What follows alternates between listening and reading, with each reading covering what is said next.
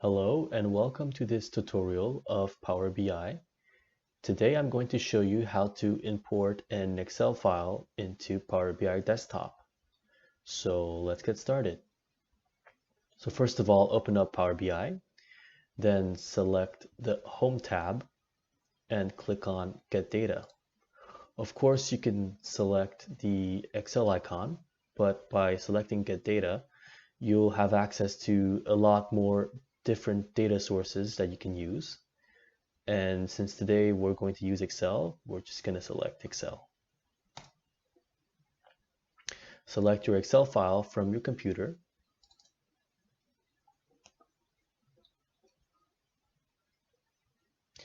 And select your sheet from the Excel file. And as you can see, Power BI gives you a preview of the data once it's going to be loaded into Power BI. So once you've seen this, you can click on Load.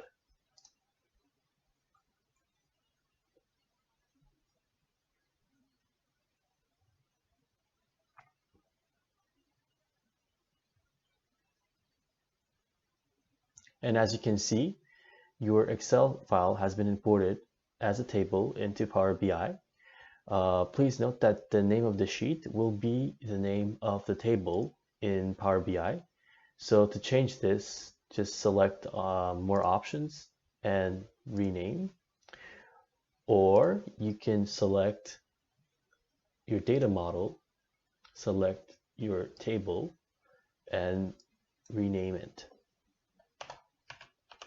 So I'm just going to call it table.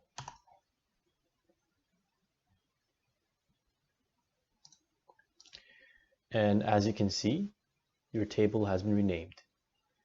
And if you click on the data view, you'll see that the data from your Excel spreadsheet has been imported into Power BI. So with this, you're good to go. And that's all for today. Thank you for watching, and I'll see you on the next video.